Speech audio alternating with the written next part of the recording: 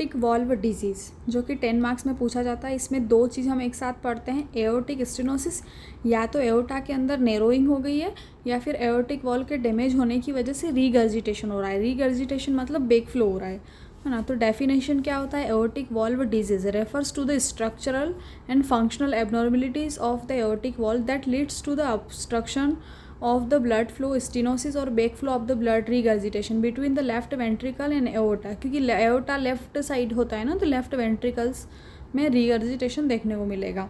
तो aortic stenosis is a narrowing of the aortic valve opening causing increased resistance to the blood flow from the left ventricles to the aorta।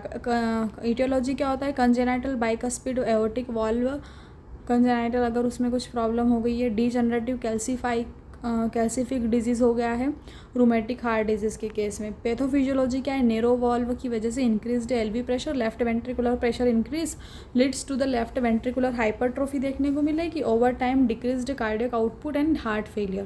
Clinical feature में angina, syncope, angina मतलब chest pain देखने को मिलेगा, syncope है, dyspnoea on exertion, slow rising pulse and harsh ejection, systolic murmur at night eight right second intercostal space. Aortic regurgitation भी इसका second type अपन ने देखा था, तो वो क्या होता है, aortic regurgitation is a leakage of the blood from the aorta back into the left ventricle and due to incomplete closure of the aortic valve, है ना। बेक फ्लो हो रहा है, लेफ्ट वेंट्रिकल में वापस ब्लड आ जा रहा है।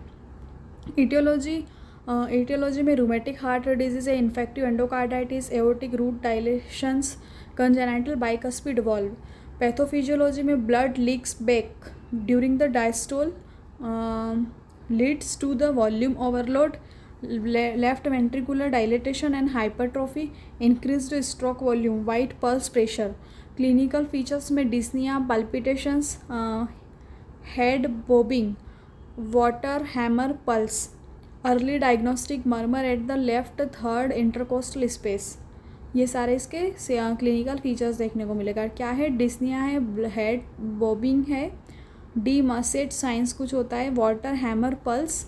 और इसका डायग्नोसिस कैसे करेंगे अपन, बोथ को, दोनों को डायग्नोसिस करना है ना, तो इकोकार्डियोग्राफी करेंगे, confirm the wall morphology and gradient, है ना। जैसे यूएसजी होती है वैसे हार्ट की भी यूएसजी होती है, तो उसको क्या बोलते हैं, इकोकार्डियोग्राफी, जिसमें कंफर्म करते हैं कि वॉल्व में कोई डैमेज तो नहीं है मार्फोलॉजी स्ट्रक्चर में।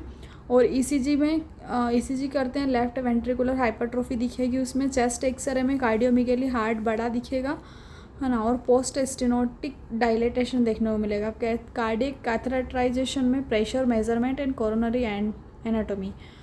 मैनेजमेंट क्या होता है, मैनेजमेंट में मेडिकल और सर्जिकल मैनेजमेंट करते हैं। तो मेडिकल में ऐसे aortic stenosis limited role, avoid vasodilators in a severe cases. और एओर्टिक रिगर्जिटेशन में एसीई इनहिबिटर्स, डायूरेटिक्स, निफेडिपिन वगैरह देते हैं टू रिड्यूस ओवरलोड। सर्जिकल में वॉल्व का रिप्लेसमेंट कर देते हैं, indicated in the severe symptomatic AS में और severe AR with the LV dysfunction और सिम्टम्स के साथ। होम्योपैथिक मैनेजमेंट में फिर से वही digitalis, crataegus, strophanthus, adonis vernalis, है ना, लाउरोसेरासस और स्पाइजेलिया। तो डिजिटलिस में स्लो इरेगुलर पल्स है, वॉल्वुलर डिजीज़ के साथ में अपने को वॉल्वो की डिजीज़ के लिए ही तो देना है, इसी में भी वॉल्वो का डिजीज़ ही देखने को मिलेगा। जनरल हार्ट टॉनिक, क्रेटेजियस और एडोनिस में क्या, इम्प्रूव मायोकार्डियल कॉन्ट्रैक्शंस, स्पाइजेलिया में palpitation, stabbing, pain in the heart, murmur देखने को